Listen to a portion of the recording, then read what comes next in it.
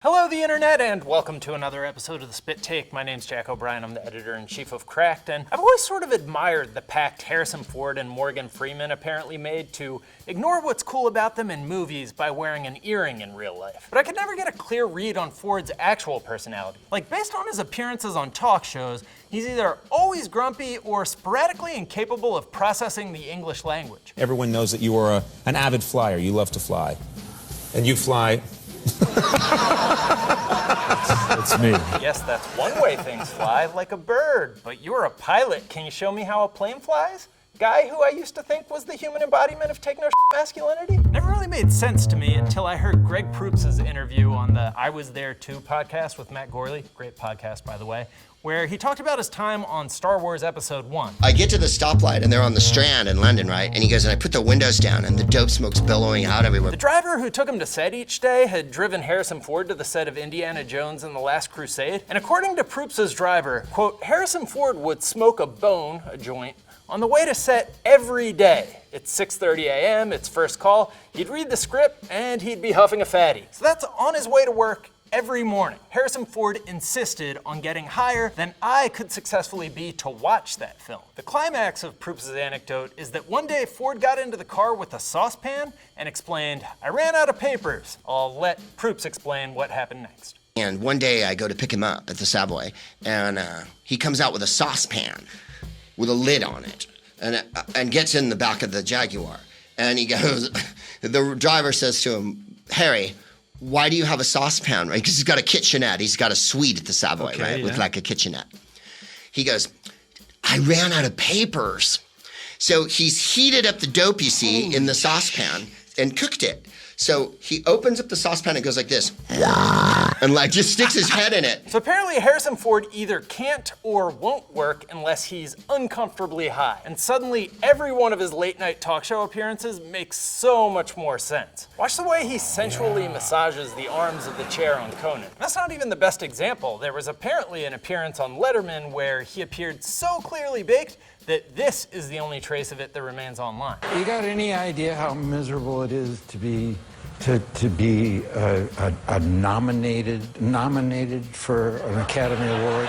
Well, it's pretty safe to assume that the third Indiana Jones movie wasn't the only time in his life he got mind-bogglingly high for work. His performance in The Last Crusade is so much more impressive when you realize how hard he must have been working just to hold it together the whole time. Almost makes you wonder if that whole Indiana was the dog's name thing was just Connery and Spielberg trying to get him to completely lose his Fact is, some celebrities are just allowed to get up. There's no logic to it. Bill Murray can show up to this show literally falling out of his chair, and it only convinces me that I need to party with Bill Murray before I die. Joe Namath goes in for one innocent, open-mouthed kiss while being interviewed on Monday Night Football, and suddenly he's a creep.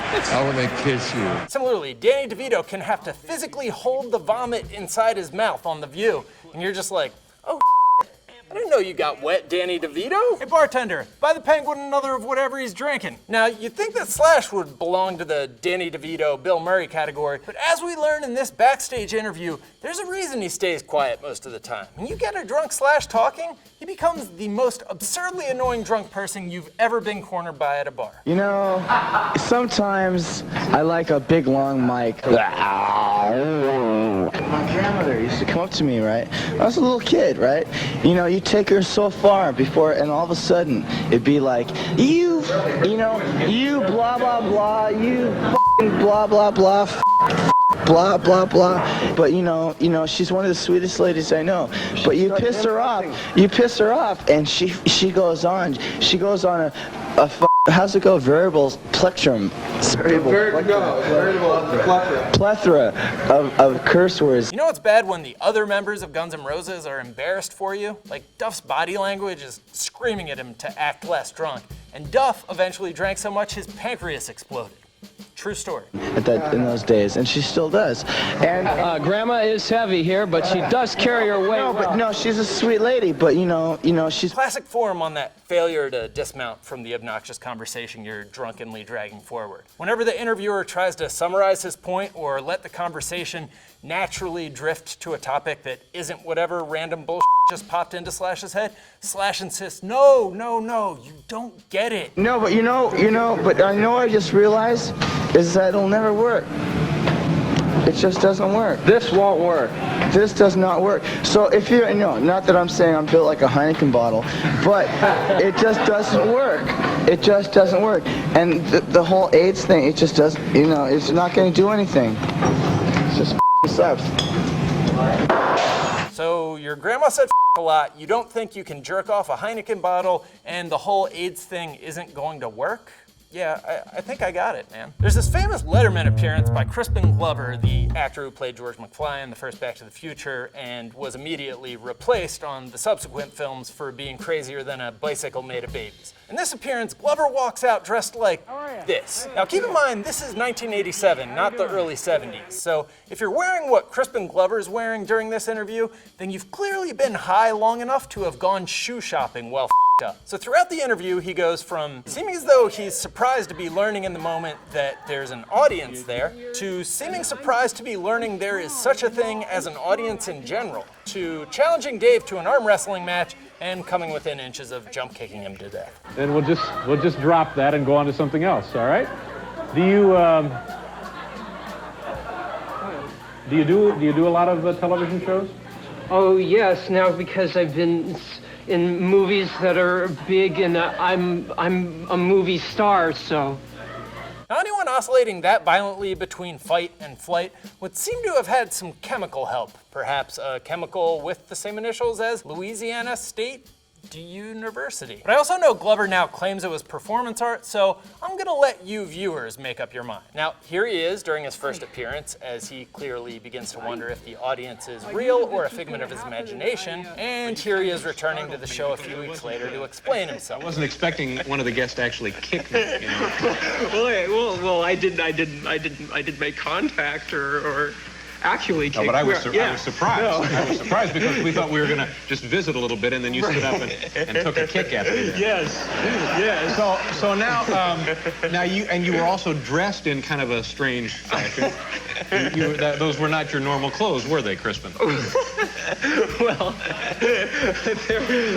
and behaving like the highest person to ever appear on Letterman, second only to himself a few weeks before. He has since dismissed the claims that he was on drugs, and that denial came in, according to the video description, an interview about his famous appearance on David Letterman while he's on acid. So the people who interviewed him clearly found his rebuttal convincing. Probably the best evidence that it was all a goof is the fact that he wore the same outfit and wig for a movie, but it didn't come out until 4 years after that initial appearance. This leaves us with one reasonable conclusion. Crispin Glover took so much LSD that we're all now living inside his acid trip. Sam Phillips was the brilliant record producer who discovered Elvis and the terrible businessman who managed to do that without getting rich. In the 80s, he returned to the limelight by discovering new types of high to be on national TV. No question about that. I think Mr. Paul would tell us all that.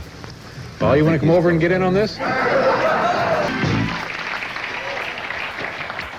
That's a shame Sam had to leave. So high that Letterman kicks you off the show is somewhere after renal failure on toxicology reports, since he's let some pretty obviously f***ed up people stick around. The reason I'm including this particular interview is because in this appearance, he invents a new symptom of being too high, falling irrevocably into the character of a corrupt Southern judge. You know, everything is fine. I've been back there with Robert and Morton. Robert Morton, right? David.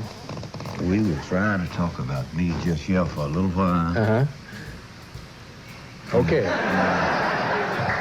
Well, you're lucky to be here. You have your teeth fixed. The only thing funnier than watching Gene Simmons trying to get people to take Kiss seriously while dressed like Kiss is watching that happen while one of the members of Kiss is higher than a weather balloon and like 3 steps behind the conversation.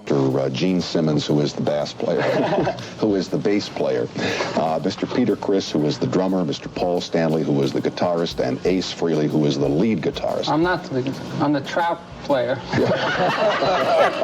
It's called bass, not bass. You've made a silly mistake. Here, let me start laughing entirely too hard again. But you're kind of like a spaceman, huh? No, actually, I'm a plumber. On the side. Look. Well, listen, I got a little piece of pipe backstage I'd like to have you work on. Tell me about it. There's an almost heartbreakingly paternal energy to the way Gene Simmons condescends to him. We had so much equipment that the other bands... Wait a minute. Yeah. We had no equipment. We were broke. You remember the Marshall amps? Oh, the phony Marshall amps were That's right. incredible. Phony Marshall amps. And we used to open up for these bands that... And he behaves like a 7-year-old whose feelings are hurt that they haven't recorded his laugh yet. Wait a second. Have you recorded your laugh? No, we want to, though. You must record. These guys have been talking about recording my laugh. We've done 15 albums. They've never done it. Maybe on the 16th album they will do it. I think you recorded it on your solo album. You did. Absolutely not. Wow. He didn't. Yeah. Ace has been saving it for a kiss. That wasn't my real laugh. That was just a compilation of... Wait, have you recorded your laugh yet? What the kind of question is that? Is Tom Snyder high too? You get wet too, Tom Snyder? All right. In October of 1973, a coalition of Arab nations attacked Israel, which, this being the middle of the Cold War, meant Russia and America once again had an excuse to turn their decades-long staring contest into a dick-measuring contest. Russia eagerly unzipped and deployed nuclear warships to the Mediterranean before realizing, with great embarrassment, they were the only ones with their dicks out. The British Prime Minister's office called the White House to have an emergency brink of global nuclear war meeting, and we're told the president was unavailable, which was weird because if the Cold War was a bar fight, the United States was usually the guy who has his shirt off and a chair over his head before anyone else put down their drink. Why were they suddenly getting stage fright in a pissing contest? Well, to quote Henry Kissinger when the British Prime Minister asked for Nixon, tell them no because the president is loaded. That's right, during one of the most precarious moments of the Cold War, as the fate of the people of Earth hung in the balance, Richard Nixon was repeatedly unreachable due to an acute case of the house. I just want you to know I so appreciate your calling and good my greatest love to Nancy. How'd you ever marry such a pretty girl? My God! That was Nixon talking to future President Ronald Reagan about how downright f***able his wife was. Anyways, the people who run America never told anyone their president was too drunk to drive the free world. They just fired him for something else and pretended it never happened, like the uptight family of wasps they are. So when Russia finally had the chance to take this democracy thing for a spin, they didn't know the secret lesson America had learned.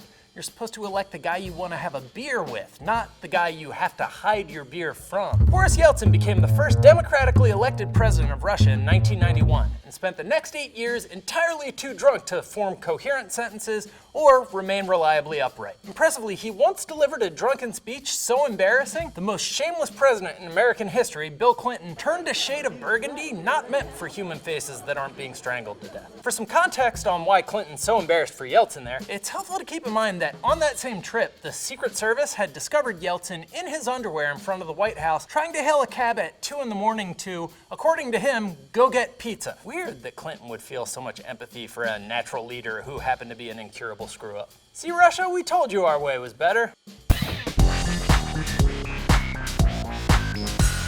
Hey guys, if you have any other examples of high celebrities, please post them in the comments so I don't have to type high celebrity ?